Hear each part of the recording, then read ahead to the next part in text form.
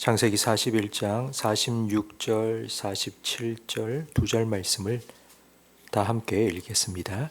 요셉이 애굽 왕 바로 앞에 설 때에 30세라. 그가 바로 앞을 떠나 애굽 온 땅을 순찰하니 7해 풍년에 토지 소출이 심히 많은지라. 아멘. 요셉은 30세에 총리가 되었습니다. 총리가 되기에는 조금 이른 나이인 것 같습니다. 왜 오늘 본문 46절은 요셉이 30세에 총리가 되었다고 나이를 밝히고 있는 걸까요? 젊은 나이임에도 불구하고 애굽을 온전히 다스릴 수 있는 총리가 될 만한 지혜와 능력이 있는 대단한 사람이라고 말하기 위해서일까요? 만약 요셉이 이런 지혜와 능력이 있어서 총리가 되었다면 그야말로 대단한 사람이고, 그렇다면 오늘 우리가 함께 나눌 이 말씀은 우리와 상관이 없는 말씀이 될 겁니다. 요셉은 아주 대단한 사람이기 때문에 총리가 되었다, 우리는 그렇지 않으니 그럴 수 없다라고 생각하게 될 것입니다. 요셉이 30세의 젊은 나이에 애굽의 총리가 될 수 있었던 건 하나님께서 그를 높여 세우셨기 때문입니다.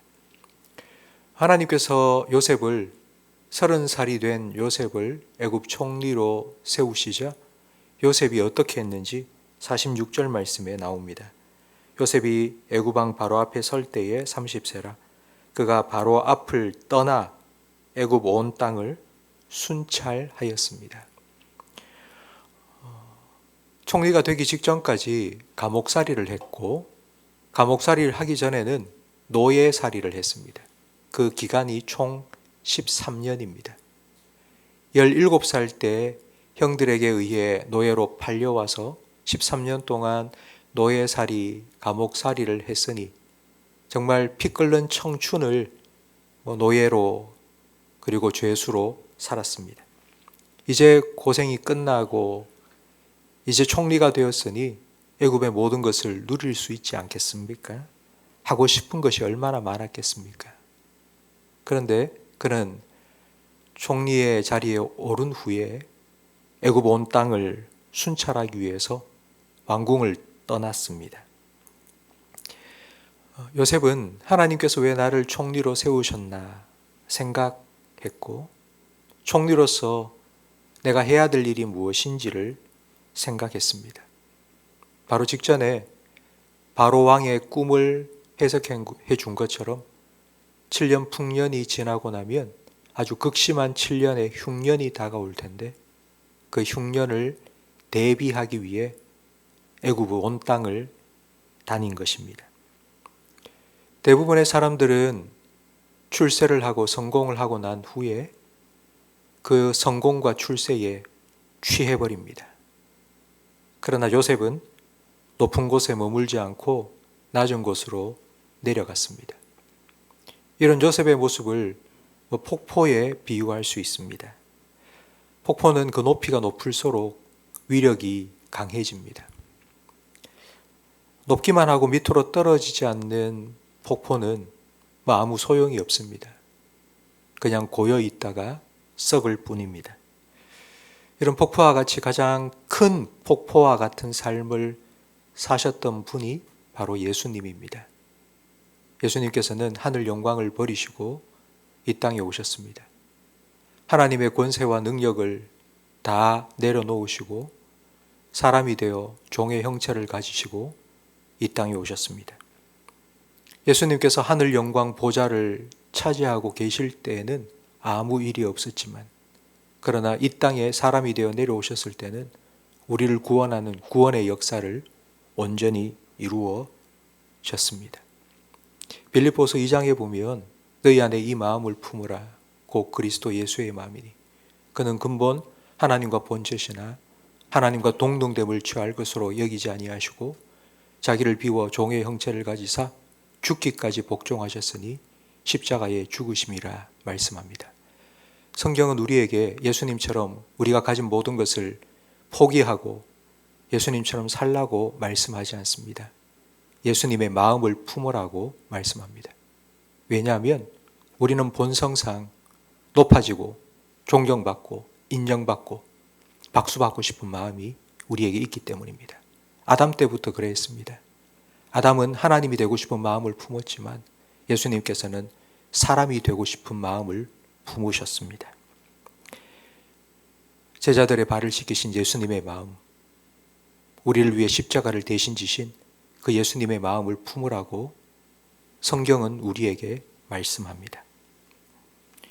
이런 예수님의 마음을 품는 사람들과 함께 할 때 그것이 교회겠죠. 그럴 때에 우리가 요셉처럼 높은 총리의 위치에 있지 않다 할지라도 우리들이 함께 모여서 하나님의 일하심을 이루어 갈 수 있습니다. 테레사 수녀가 인도에 와서 나병 환자 보호소를 처음 시작했을 때 사람들이 찾아와서는 이런다고 달라지는 게 있습니까? 인도에 나병 환자가 수백만 명이 됩니다.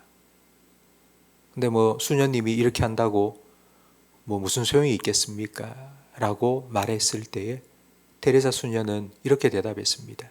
바닷물도 물방울이 하나하나 모여서 이루어진 것입니다. 제가 이렇게 예수님의 마음을 품고 나병 환자들을 한 사람 한 사람 섬기면 저와 같은 예수님의 마음을 품은 사람들을 하나님께서 보내주실 겁니다.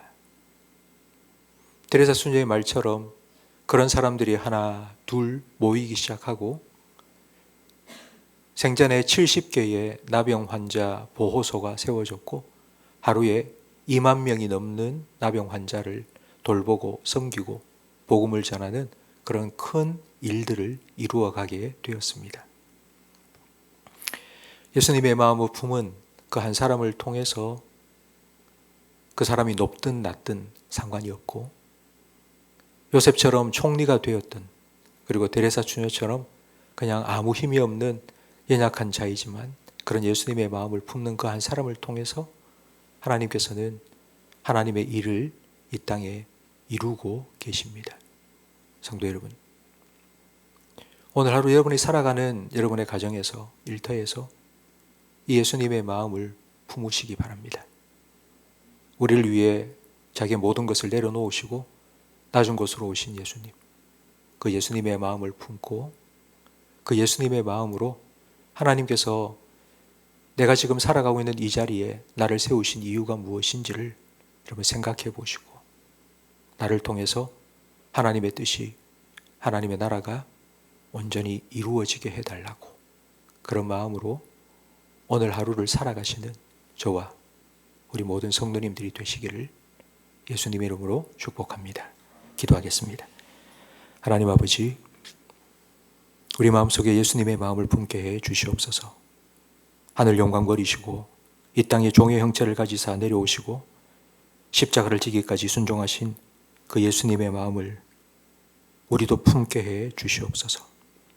하나님께서 30세에 요셉을 총리의 자리에 올리셨을 때에 요셉이 하나님께서 나를 이 자리에 세우신 하나님의 뜻이 무엇인지 생각하고 그 자리에서 내려와 애굽 온 땅을 순찰하였던 것처럼 하나님께서 우리를 보내신 이 자리, 하나님께서 세우신 이 자리 왜 보내셨는지, 왜 세우셨는지 생각하고 깨닫게 하시고 그렇게 하나님의 뜻을 온전히 이루어 드릴 수 있도록 예수님의 마음을 품을 수 있는 은혜를 허락해 주시옵소서.